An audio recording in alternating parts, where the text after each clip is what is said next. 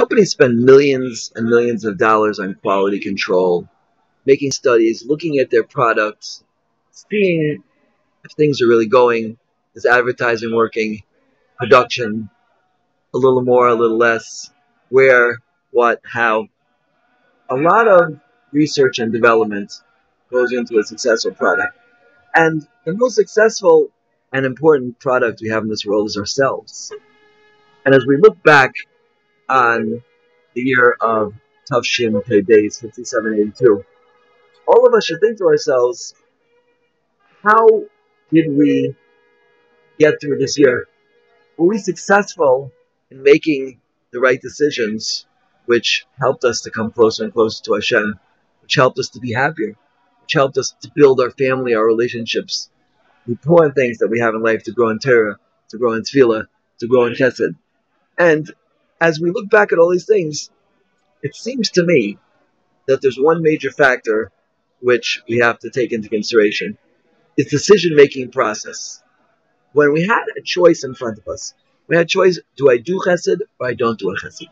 Do I go to this minyan, which davens a little slower, or do I go to this minyan, which davens a little faster? Right? Do I spend more time with my children? Do I spend less time? Do I spend less time but maybe more quality time? Or how much time do I spend Torah? Which shirim do I go to? Which shirim do I listen to? All of these questions are really, really important. And they all contribute to our growth in serving the Bari Olam. So I believe that if we wanted this next year to improve in this area, then the key is to think about them to think about our decisions before we make them. But how do we do that? How do we train ourselves to think before we act? Right? We all know it's so critical. Ramban, in his famous letter, the Geras Ramban, says, before you say something, think about it. Before you utter a word from your mouth, think about what you're going to say. Right? Before you make a decision, think about what you're going to say. Before you do something, think about what you're about to do. But how do we do this? How do we change in this area? It's so easy to act without. So I want to suggest the following suggestion. B'ezrat Hashem, I'm going to try to do this myself as well. Right? I was in the Makolet, and I saw they had this nice little notebook. It cost me $2.50. I purchased it, and I thought, what they could do with this? I have a whole notebook, so what should I do with it?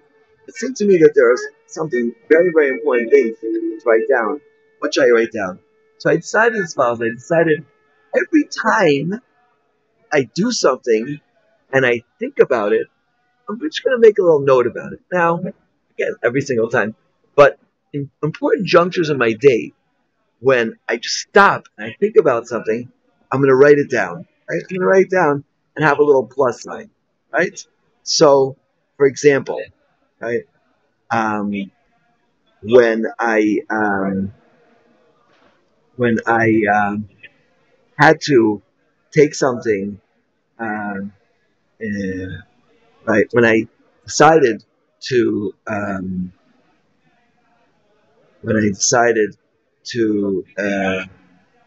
so many things here. I want to reveal something private here, right? Oh, when I decided to give a special shiur, I thought about it, and I decided to make time to give a special shiur. And I thought about it, and what infringed on, and when it didn't infringe on, it's going to bother my wife. I had a good time. I'm going to be in a good position. Then I wrote a little plus sign on that day, right? But when I didn't make a phone call, and it was a very important phone call, and I didn't make it, and I just didn't think about it. It wasn't that I didn't make it because I thought about it and decided not to. I didn't do it because it was coming from a place and I said not thinking, right? Or I didn't call a certain chabrusa, etc. Right? Then, or I left my phone on while I was learning, and because of that, I stopped learning in the middle of something which I shouldn't have. All of those things which came without thinking, I wrote it down with a minus sign. And all the things where I stopped for a second and just thought, I wrote a little plus sign and make a note of this. It doesn't have to be all day long. If it's once a day you do this, then that's very successful because it's about training. Right? Every as the Chochmei Umar Olam say, habits are a question of food. It's training yourselves to stop and think. And this is one of the most important faculties that we have that the Bali Musar tell us to stop for a second and think. Think about what you're doing, right? As Nasir Sharm says, Simu Lvavcha, right? Al Maseh. Put your heart on your actions. And if you put your heart on your actions, then you'll do the right thing. Right? As Rav Scheinberg once told me, he said, defeat the Yetzer Hara takes 1 second. Just think about it. Right?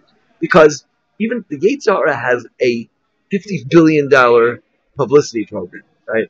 And he's very good at hype and publicity and thing, but he has absolutely nothing to offer. Absolutely nothing to offer.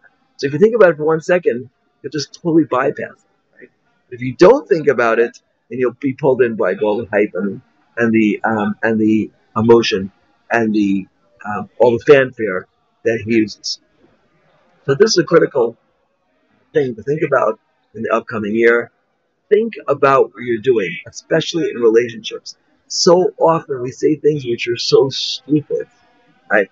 Like, for example, the classic example I give, I was at the Shiva of my friend Ari Kapinski, whose daughter, Hashem Yikam Damim, was killed in the Har Nof massacre. But 2 years beforehand, his daughter passed away in the middle of the night. This young teenage daughter passed away. And someone came to the Shiva and said, just get on with life, you have other children, right? And my first reaction was something I heard from Rabbi Dr. Amram Tversky, is that, how do you feel like at the other end of such brilliant consolation? Now, why do you say this? This guy is not evil, right? Just didn't think about what he said.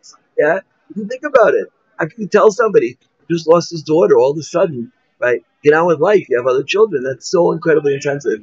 The only way a person can make that statement is just by not thinking, right? And if we go throughout life without thinking, it will happen over and over again.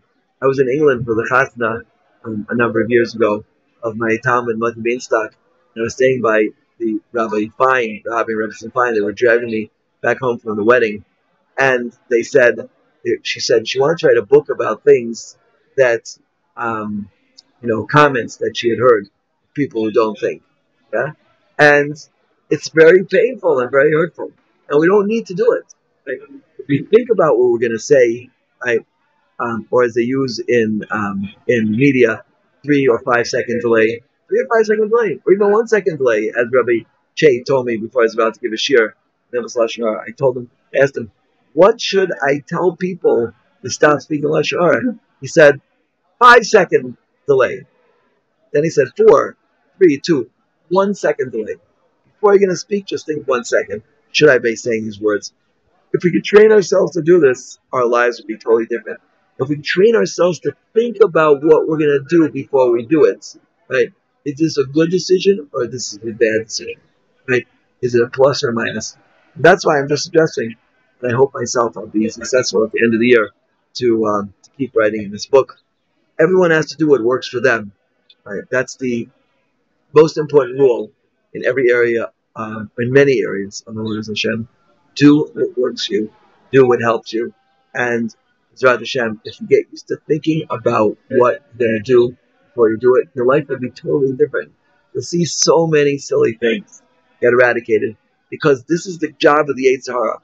The job of the Yetzer Hara is to get us to the things that we really shouldn't be doing. And so many things come because we didn't think. Right? And this is what Chazal tell us. Baras Yetzer Hara, Baras Torah Taflin.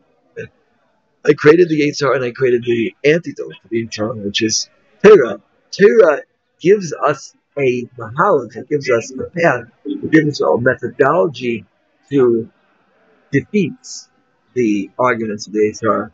And the Torah tells us the right path to go on. And if we think about what the Torah says about any given area, sometimes it's not easy. Sometimes we have to consult with Rabbanim, Talmidei Chachamim, Rebbetzins, friends, Shavuos, whoever it might be. Whoever's there available. Sometimes anybody, just speak to anybody else, speak it out.